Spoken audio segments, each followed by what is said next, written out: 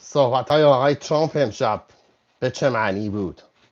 در موردی که میگه من به جمهوری اسلامی اعتمادی ندارم، اینو که ما میدونستیم، ما هم به جمهوری اسلامی اعتمادی نداریم. چه اتفاقی افتاده پشت پرده که ترامپ داره این حرفا رو میزنه؟ فقط من قربون اون ناله های دلتون برم در مورد وضعیت صدا در کپیتال ریپورت. امیدوارم صدای من الان خوب بشنوید. و الان توی این چند وقته نشستیم با تیم بررسی کردیم ببینیم مشکل صدا چیه. درود به همتون، درود به همه شما. میخوام مطمئن شم تا وقتی پشت دوربین نشستم که صدا خوبه، صدامو میشنوید، همه چی عالیه. این دفعه رفتیم نشستیم، من رفتم لایو قبلی رو دیدم واقعا حق داشتید، صدا افتضاح بود، حق با شما بود. و دلیلش هم باور کنید بیشتر این داستان یوتیوبه، یعنی تنظیماتش انقدر فرق میکنه اینکه با چه نرم افزاری داره آپلود میکنه. من اصلا نمیخوام بهانه بیارم. این دفعه نشستیم حلش کردیم. این دفعه دیگه مشکل صدا نیست. اینم نزدیکه، بلوتوث هم یک ضرب مستقیم وصله. درود همتون. 21 مرداد 2585 شاهنشاهی. البته فکر کنم الان دیگه 22 مرداد باشه. ساعت 12:34 به وقت صبح در واشنگتن دی سی، ساعت 8 صبح است به وقت تهران، 6:30 صبح به وقت برلین و اروپا. اتفاقاتی که افتاده است، اولا این صحبت آقای ترامپ رو من هنوز کماکان به نظر من بسیار صحبت مهمی بود که دیروز در اتاق بیضی انجام داده. گفت مردم ایران باید غرامت بگیرن از جمهوری اسلامی. این صحبت ایشون اگر این کار، خیلی ها فکر میکنن ترامپ یاد این حرفا رو میزنه یه چیزی میگه میره.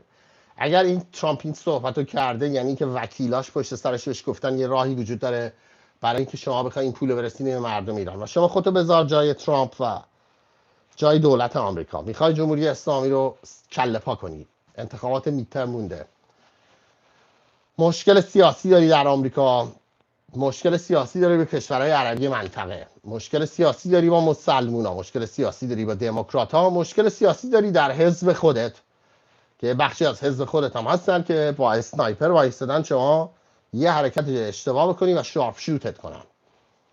چه جوری این قضیه رو میتونی پیش ببری؟ فقط دونالد ترامپ خب خیلی کله شقه، آدم کله شقی است.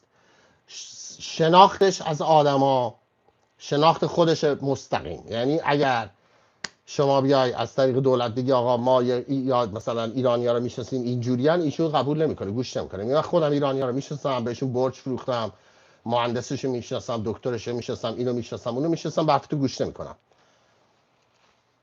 برای مدت زیادی دونالد ترامپ الان فعلا سعی کرده تمام کارت‌های مختلف امتحان کنه برای که حکومت جمهوری اسلامی رو کله کنه بدون که بخواد به دردسر نظامی آنچنانی بیفته. هیچ کدوم از این کارتا جواب نداد. تقریبا همشون تو ضرب آزاد در اومدن، تو ضرب. کشورهای عربی که افتضاح، یعنی پاشونو چنان گذاشتن عقب که الان او شما یه کاری نکن به ما صدمه برسه، شما برو صدمه بخور، پایگاهات بره زیر بمباران، بره زیر موشک، سربازای آمریکایی برن زیر بمباران و موشک، ولی ما یه وقتی بمب و موشک رو سرمون نریزه. شدنی نیست. چه کسی میمونه؟ عربا که نیستن. اسرائیل هم حالا هی مردم ایران میگن بیبی نتانیاهو آره اومده کشته، خامنه ای کشته، دمشون گرم، اسرائیلی هم دمشون گرم، خیلی هم اومدن در جمهوری اسلامی رو واقعا ناکداون کردن. ولی اسرائیلی‌ها یه خورده ترسناکن اگر شما واقعا به فکر تمامیت ارضی ایرانی. چون از لحاظ تفکر اسرائیلی‌ها میگن حالا چه حکومت اسلامی چه یه حکومت دیگه ایرانی، تا وقتی این کشور قویه 90 میلیون آدم داره، فردا حالا حکومت شاهنشاهی شد، فرضاً حکومت شاهنشاهی هم با ما مشکل پیدا کرد، اون وقت چه کنیم؟ بزنیم تیکه پارهشون کنیم. بلوچستان، خوزستان، اینور و اینو بلند میگن اسرائیلی‌ها، اینا رو مخفی نمیکنن. تو آمریکا از این حرفا زده نمیشه. تو آمریکا کسی نیست تو حزب جمهوری خواه بگه او ما بریم خوزستان رو جدا کنیم، بلوچستان رو جدا کنیم. میگن توی حزب لیکود بلند میان میگن یکی از راه من نمیگم همه اسرائیلی‌ها اینن و همه حزب لیکود اینن، ولی یه خورده ترسناکن. اسرائیلی‌ها معلوم نیست برنامه‌هاشون به کجا میره و نفوذشون تو جمهوری اسلامی به حدی زیاده که دیگه ما داریم شک میکنیم که مثلا واقعا ممکنه موش جونیور هم خودش اسرائیلی باشه، مثلا سینه‌شو باز کنه ستاره داوود خورده اون وسط. You never know. واقعا اینا کدوماشون اسرائیلی ان کدوماشون نیستن. در این حد و حدود دیگه ادغام شدن تو هم دیگه. من شخصا خودم از اسرائیل هیچ مشکلی دارم، سفرم کردم، دوستای اسرائیلی هم دارم، ولی در مورد ایران یا در مورد منافع آمریکا من هیچ اعتمادی بهشون ندارم.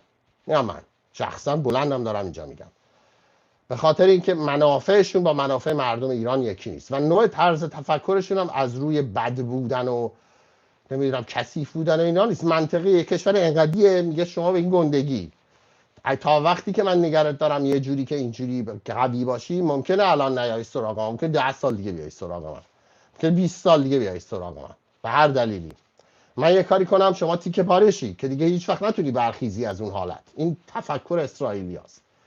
تفکر عربان که دور و بر ما هرچی هست بسوزه، آتیش بگیره، کشورهای دنیا از بین برن به درک، ما اونجا تو عربستان سعودی هیچیمون نشه، تکون نخوره، آب از آب.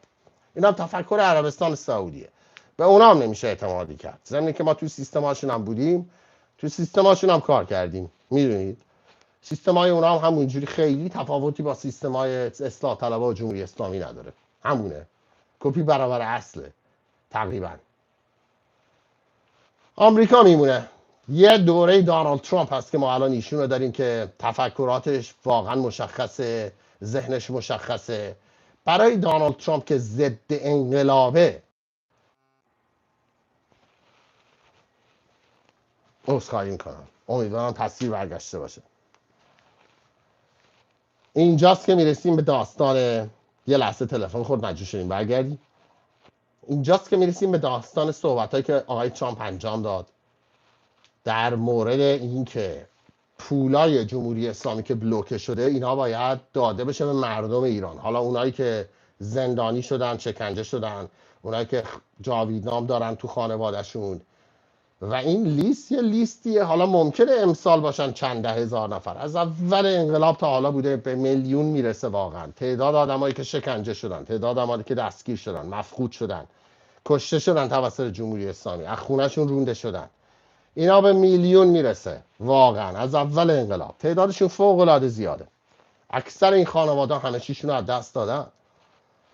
من جزو خوششانسا بودم، خوششانس، با اینکه 25 سال دادگاه انقلاب اسلامی، دادگاه 14 عمومی انقلاب برای من بریده بود. یعنی میتونستم 25 سال برم پشت نیله‌های زندون. من خوششانسم فرار کردم، تونستم بیام اینجا آزادیمو بگیرم، بتونم با شما حرف بزنم، کارمو ادامه بدم، سرمو بتونم بالا بگیرم، یه اعتباری داشته باشم. من خوششانسم. خیلی‌ها خودشونو فروختن، خیلی‌ها بقیه رو فروختن، خیلی‌ها فروختن، خیلی‌ها فروختن، خیلی‌ها رفتن تو اون کمپ، گفتن به درک. خیلی‌ها بلند به ما گفتن این به درک، مردم سرشون هر چی میاد ما که خیالمون راحته.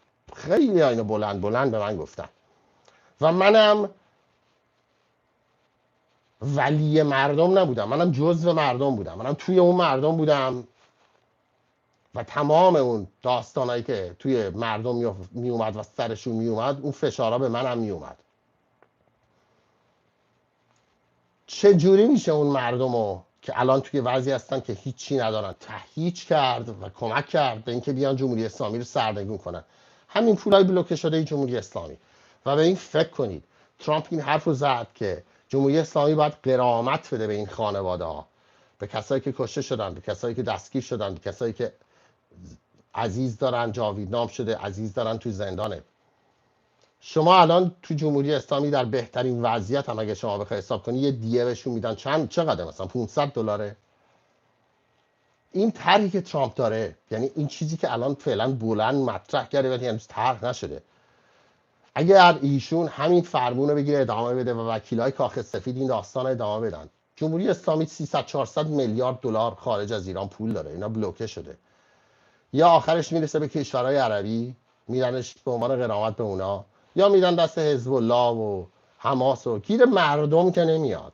اگر ترامپ بیاد یه سیستمی بذاره این پولا رو بده به کسایی که خانواده های جاویدنامه هستن، اونایی که زندان رفتن، اونایی که مفقود دارن، اونایی که مجبور شدن از ایران مهاجرت کنن به خاطر جمهوری اسلامی. میدونید چه زلزله‌ای در داخل ایران به راه میفته؟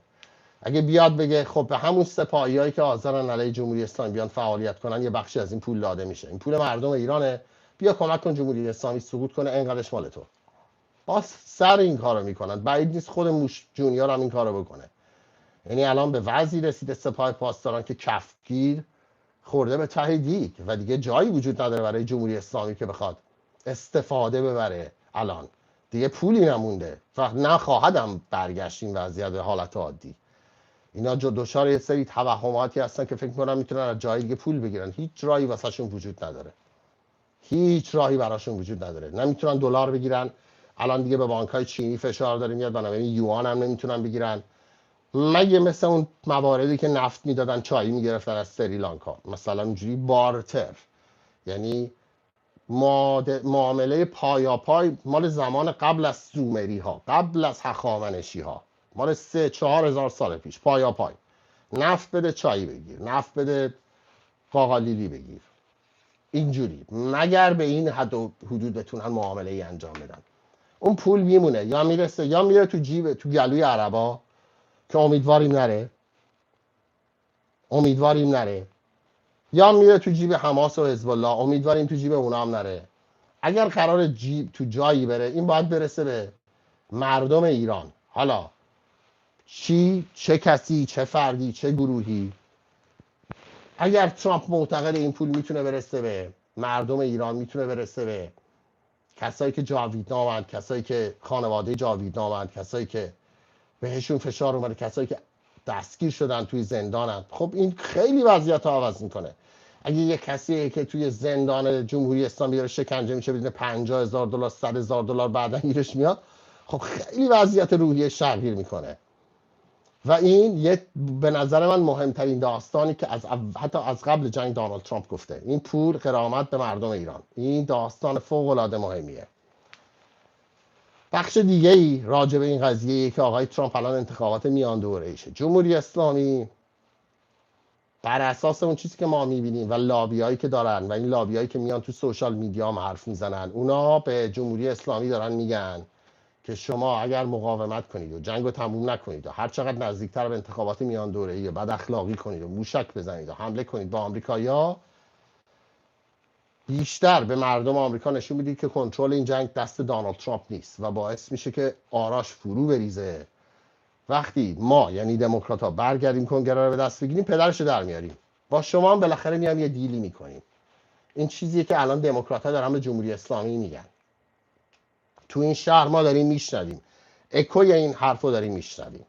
دو بخش داره چیزی که من الان میخوام بگم. یک، ایرانیان ساکت آمریکا که تعداد کسایی که دموکراتن و هنوز دموکرات رای میدن، هنوز مثل کپک سرشون میکنن اون زیر وقتی بهشون میگید بابا تنها رئیس جمهوری که حمله کرده اینه، آی ترامپ اینجوریه، بالروم ساخته تو کاخ سفید، چرا اون کارو کرده، چرا این کارو کرده. آقا به درک کرده. این قول داره بود، گفته بود میخواد بره دنبال جمهوری اسلامی، رفت. باراک حسین چیکار کرد؟ بایدن چیکار کرد؟ یعنی شما به عنوان یه دموکرات میتونی سرتو بگیری بالا و افتخار کنی به اون کارهایی که بایدن و اوباما کردن. بعدم همین یه شانسه. ماها که بیشترمون آمریکا میمونیم، ایران هم آزاد بشه بیشتر ماها امریکا میمونیم. اینجا خونه ماست، اینجا عاشقشیم، به اینجا به ما کمک کردن، اینجا ما رو شناختن، دیگه شناختیمشون. یه بخشی از اینجاییم. سر ممکنه بزنیم بریم ایران. شما هم که میمونی تو این آمریکا، این یه نفر رو بیا از این حق و حقوق خودت که میخوای بیای فقط راجع به دونالد ترامپ حرف بزنی بگذر. به خاطر مردم ایران بیا رأی بده به جمهوری خواها، نذار این داستان از دستشون خارج شه. چون اگه دستشون خارج شه، اگه حزب تو بیاد سر کار، الان افرادی مثل السید رو میاره سر کار. اگه شما فکر میکنید که این آدما میان و واسه این که بخوان جمهوری اسلامی رو بکشن به زیر رأی میدن تو کنگره، کور خوندید. افرادی مثل السید ها کسایی هستن که پشت جمهوری اسلامی نیستن. من خودم چند بار مصاحبه کردم با خانم الیزابت وارنر، سناتور الیزابت وارنر، چند دفعه من باش مصاحبه کردم، تو همین برنامه هم نشون دادم. در اومد رئیس دفترش پاشد رفت تشییع جنازه موشلی شرکت کرد، چادرم پوشید، راجع به موشلی هم صحبت کرد. حزب شما آدم خائن توش زیاد هست، آدم آمریکا فروش توش زیاد هست تو دموکرات ها. بیاید و این داستان رو برای یک بار برای همیشه دفن کنید. به جمهوری خواه رأی بدید، نه به خاطر اینکه الان دیگه تموم میشه داستان میره پی کارش، اول داستان تازه. بیاید به یه نماینده‌ای رأی بدید که میشه ازشون رفت سوال پرسید. لایو قبلی من اگه دیده بودید با جو کافمن صحبت کردم، تو فلوریدا ران میکنه، با شاهزاده دوست از مجاهدین خلق، میگه باید بزننشون تو گروه تروریستی، از جمهوری اسلامی متنفره. به این آدما رأی بدید که دفعه بعدی که اتفاقی افتاد در ایران بشه رفت با این نماینده ها صحبت کرد. فقط رفتن تو خیابون و شعار دادن مهمه ها، ولی کافی نیست. قدرتی وجود نداره تو خیابون. این یه بخش. بخش دوم صحبت در مورد ایرانیان داخل کشوره که حالا ناامید شدن. خیلی هاشون من میبینم ای میاد فوش میدن به همه، به ما فوش میدن، به شاهزاده، به ترامپ، وضعشون وضع اقتصادی افتضاحه. هی فکر میکنن که یه راهی وجود داره که الان یه بشکن میزنی و داستان برمیگرده به دوران قبل. آقا جون، خانم جون، چشتو واز کن. دوران قبلی دیگه وجود نداره، به اونجا بر نخواهی گشت. موشعلی مرد، فرمانده‌های سپاه مردن، جمهوری اسلامی رفت زیر موشک، جمهوری اسلامی زد موشک زده تمام کشورهای منطقه. حتی اگه آمریکا هم پاشو بکشه از منطقه بیرون بره، حتی اگه دونالد ترامپ بگه آقا هر چی شما میگید بیا اینو بگیر ما میریم بیرون، داستان دیگه بر نمیگرده به زمان قبل. تا وقتی که شماها افرادی هستید، خیلی از شماها هی میاید و میگید آقا آرش تو رو خدا مواظب باش، ما نگران شماییم. خب من خیلی متشکرم از اینکه نگران منید، ولی همین نگرانی ها، همین ترسی که باعث میشه شما زیپ دهنتو ببندی، باعث شده جمهوری اسلامی به اینجا برسه. اگه 4 تا مثل من صداشونو می آوردن بالا، اگه 4 تا مثل من به جمهوری اسلامی گفتن نه، به اینجا نمیکشید. و بیشترش به خاطر شما ایرانیان خارج کشوره که ترس دارین. زندگی توی جایی بزرگ شدید، سافت بزرگ شدید، امنیت بوده. شما برید اون ایرانیایی که داخلن رو ببینید. بعضی وقتا بچهای جوون داخل، طرف شیر و خورشید زده، خالکوبی پهلوی کرده، 16 سالشه، پرچم شیر و خورشید تو خونشه، بلند بلند جاوید شاه میگه. یک جرأتی دارن اینا، جوونا، بچه ها، نوجوانا. شما هیچ وقت توتون وجود نداره متاسفانه در ایرانیان خارج کشور. بهانتون زیاده. یارو میاد که من میخوام برم ایران، شاید عکس منو بگیرن. خب غلط میکنی، پس میای تو تظاهرات شرکت میکنی. وقتی شماها حاضر نیستید از یه بلیت ایرانتون بگذرید که مثلا حالا تابستون میخواید بیاد ایران نتونید برید چون ممکنه تظاهرات شرکت کرده باشید، خب همین میشه. همین آش همین کاسه است. شما میری دلار در میاری، بعد میبری تو حلقوم جمهوری اسلامی میریزی، خرج میکنی. این مشکلات بخش عمده ایش از ایرانیان خارج کشور میاد و من امیدوارم ایرانیان داخل کشور قطع امید کنن از تمام ایرانیان خارج کشور و خودشون رو پای خودشون بایستن. اینا من بارها گفتم، اگر میخواید سرنوشتتون دست خودتون باشه، به هیچ کشور خارجی، دولت خارجی، ایرانیان خارجی، اپوزیسیون خارجی، به هیچی گوش نکنید. و اگر در داخلید، حتی به منی که اینجا نشستم این حرف رو بهتون میزنم، به این حرف فکر کنید بهش. به من، حتی به من این داستان ندید. ما که هیچ ادعایی نداریم، هیچ خواسته ای هم نداریم. سقف اون چیزی که من میخوام اینه که ایران آزاد شه، اعتبار داشته باشه، پاسپورتش باز باشه، پولش اعتبار داشته باشه، باز بشه، ما هم بتونیم بریم سر بزنیم برگردیم. این سقف چیزی که من میخوامه. اگه کس دیگه ای اومد دنبال گروه سیاسی و اینا راتون خواست بندازه، هیچ اعتمادی بهش نکنید. واقعا متاسفانه این داستانا در داخل آمریکا گذشته. ایرانیان داخل آمریکا برای نجات خودشون حاضر نیستن بیان تو اینجور داستانا شرکت کنن. حاضر نیستن. طرف میره یه شب بیرون، یه رستوران، یه بار، یه کلاب، $1000 تبش میشه، ولی حالا میخواد $100 بیاد به یکی کمک کنه، چشش گوله خورده، دست و بالش میلرزه. و این داستانا زیاده عزیزم. بنابراین این یه بخش بسیار عمده‌ایه که من میخوام بهتون بگم که حواستون باشه. بخش دیگه‌ای که ویدیو داریم راجبش میخوای صحبت کنیم، این هلیکوپترهای NH، سری NH آمریکایی هستن، حالا از سری 6 تا 8 که اینا مسئول در واقع بخش بزرگی از اون پاترول و گشتزنی دریایی هستن در تنگه هرمز. اینا بخش عمده ای از اون بلاکید یا محاصره اقتصادی علیه جمهوری اسلامی رو دارن رهبری میکنن. اگر این برنامه رو تعقیب کردید، این گروه هلیکوپترهای NH رو میگم، اگر این برنامه رو تعقیب کردید، خیلی هم میان هی راجع به این حرف میزنن حمله زمینی میشه و اینا. ما هم خودمون چشمون به حمله زمینی است. داستانی که من فکر میکنم حمله زمینی تا قبل از میدترم اتفاق بیفته. برای حمله زمینی شما 50,000 نفر نمیتونی حمله کنی به ایران کاری بکنی. برای حمله زمینی شما شاید مثلا 4 برابر اون احتیاج داری لوجستیک بیرون باشه، تازه که مثلا بخواد یک 150,000 نفر برن داخل و بخوان اون داخل بجنگن. و بنابراین اگر این برنامه رو دیده باشید، از اول من هی میگفتم بلند آمریکایی‌ها دلیلی نداره بخوام برن الان جایو بگیرن، الان بخوام برن خارکو بگیرن، الان بخوام برن تومبو بگیرن، الان بخوام برن قشمو بگیرن. میتونن از دور وایستن همجوری بزننشون، بزنن تمام اون سیستم‌های مخابراتیشون و سیستم‌های پرتاب موشک و پدافندیش و راداریشون و اینا رو همه رو هی بزنن نابود کنن. هی وضعیت سخت‌تر و سخت‌تر بشه برای سپاه. 50,000 نفر کافیه برای اینکه شما بخواد یه سری عملیات امفیبیس انجام بدید مثل اینا. امفیبیس یعنی عملیاتی که آبی خاکی باشه. وایسید توی بیستون، از اونجا مثلا منتقل شید به هلیکوپتر، هلیکوپتر بیاد روی کشتی، عملیات انجام بدید، دوباره جمع کنید تو هلیکوپتر برگردید. من بعید میدونم تو این چند وقته آمریکایی‌ها شدت حملاتشون رو بیشتر کنن، مخصوصا بعد از اینکه آقای ترامپ گفت we are low king، یعنی فتیله رو داریم میکشیم پایین. فتیله رو داریم میکشیم پایین به خاطر اینکه مخصوصا بعد از این اتفاقاتی که بین عرب ها هم افتاده و عربستان سعودی رفته دنبال پیمان مکه، رفته دنبال پاکستان و ترکیه. اصلا من باور دارم که این یه داستانی که باعث سقوط عربستان خواهد شد در نهایت.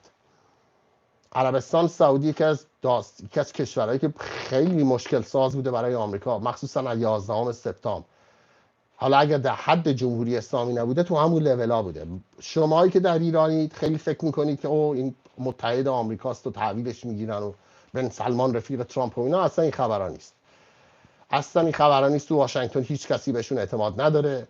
فوق العاده مردم آمریکا ازشون منزجرن، از عربستان سعودی و عرب ها و اون سیستم کار نکردن و تنبلیشون و اینکه بردگی میگیرن بقیه آدما رو، مفت میخورن و میخوابن و به جایی نمیرسه هیچ وقت باهاشون هیچ معامله‌ای، همش در حال فرصت سوزی هن. همش. و بعدم ادعا میکنن که در واقع آمریکایی‌ها نوکر اینان. برعکس، اونا اگه بری تو عربستان اینا نشستن با دشداش و تسبیح میگن این آمریکایی‌ها نوکر ما، اینا اومدن برای ما کار کنن. ترامپ اومده اینجور چیزا رو قیچی کنه. این یکی از بهترین موقعیت هایی که داره. شاید مردم ایران خوششون نیاد الان که در همین فرصت بیاد استفاده کنه، اون بهترین فرصت واسش که قیچی کنه این روابط رو با عربستان سعودی، با قطر، با کشورهای دیگه. مدت بذارتشون کشورهای مسلمان رو بکوبن تو سر و کول هم دیگه تا تکلیفشون مشخص شه. الان جمهوری اسلامی پول نداره، کشورهای عربی میخوان واردات انجام بدن، پول ندارن. کشورهای عربی میخوان صادرات انجام بدن، بعد از طریق خط لوله انجام بدن. خطوط لولهشون آمریکایی‌ها دارن میکشن، بریتانیایی‌ها دارن میکشن. بهشون آسیب برسه دوباره باید بیان از آمریکایی‌ها و بریتانیایی‌ها بخوان درستش بکنن. یکی به نل میزنن، یکی به میخ میزنن. و این داستان تا وقتی که این کشورهای مسلمان حاضر نشن بیان زیر بیرق اسرائیل که براشون خیلی سخته این داستان رو قبول کنن، درست نمیشه. امارات اومده، حالا تا یه حدودی داره ازش محافظت میشه و یه سری دیلایی هم داره با اسرائیل. میبینید تو روی جمهوری اسلامی هم وای میسه، موشک هم بهشون میزنه، حمله موشکی هم میکنه، حمله پهپادی هم بهشون میکنه، چون اسرائیل داره بهشون کمک میکنه. هدف میخوان. امروز دیدید سناتور تام کاتن میگفت کشورهای عربی زنگ میزنن میگن هدف بدید ما بزنیم. یواش یواش این داستان آروم آروم بزرگتر میشه. این داستان یک شبه تغییر نخواهد کرد. و من این لایوها رو ادامه میدم به عشق بچه‌های ایران. خیلی از بچه‌های ایران میان به من میگن تنها لایویه، گوش میکنیم، انرژی میگیریم، این حرفایی که میزنی منطقیه، بهمون راجع به آینده میگی. بیشترم خواهیم گفت، بیشترم کمک خواهیم گرفت. این ارتش یه نفره بود، حالا شدیم یکی دو نفر، بیشترم شدن. کلی ممبر عزیز دارم، دوستانی که میبینید ستاره داره اسمشون، میان خودشون کمک میکنن، با بچه ها حرف میزنن، ممبرشیپ کانالو دارن، این همه زحمت میکشن. یواش یواش داریم میشیم یه موومنت، آروم آروم داریم میشیم یه موومنت. من به شما میگم افتخار میکنم که در این دوران تاریک، در این دورانی که هیچ کسی نیست که فریادرس ایرانی ها باشه، من افتخار میکنم که کپیتال ریپورت و وقتمو میذارم برای مردم ایران و به خاطرشون میرم با بقیه حرف میزنم و یادشون میارم که مردم ایران هنوز هستن، نمردن، جا نزدن، هنوز پای کارن، هنوز مخالف جمهوری اسلامی، هنوز دارن دنبال سقوط نظام جمهوری اسلامی میگردن. افتخار میکنم به این قضیه و بهتون قول میدم تو این یکی دو ماه آینده داستان جدی‌تر میشه. جمهوری خواهان هم یواش یواش دارن نگاه میکنن. کلید بزرگ این کار، برای چندمین بار میگم اینو، کلید بسیار مهم این کار رأی دادن ایرانیان آمریکایی در انتخابات آمریکاست. کلید بسیار بزرگشه، چون نیستن، جاشون خالیه. برای یک برنامه سیپک دیگه که در تگزاس برنامه ریزی شده، سیپک میان دوره‌ای، سیپک قبلی شاهزاده بود، اونجا من پروموت کردم، خیلی از ایرانی اومدن، خیلی از شما اومدید. ماه دیگه سیپک دیگه خواهد بود، اونم پروموت میکنم، حتما بیاید، اونجا هم خواهم بود. اونجا هم میریم صدای مردم ایران باشیم، یادآوری کنیم به آمریکایی‌ها، به حزب جمهوری خواه که تنها گزینه‌شون تغییر رژیم، تنها گزینه‌شون حمایت از شاهزاده است، تنها گزینه‌شون حمایت از یک دوره گذار دموکراتیک. اگر میخوان مردم ایران وایسن کنار آمریکایی‌ها و دوستی طولانی مدت داشته باشن، مردم آمریکا با مردم ایران، تنها شانسشون این خواهد بود. سپاسگزارم از همتون که یه لایو دیگر رو با من بودید. وقت تنگ، ساعت تقریبا 1 صبح، به وقت بامداده دیگه، ما هم یواش یواش موقع خوابمون رسیده. لایو دیگه فردا خواهیم اومد دوباره راجع به آخرین جزئیات و اتفاقاتی که داره در مورد جنگ با جمهوری اسلامی میفته باهاتون صحبت خواهم کرد. تا لایو بعدی، جاوید چاپاینده ایران و بدرود.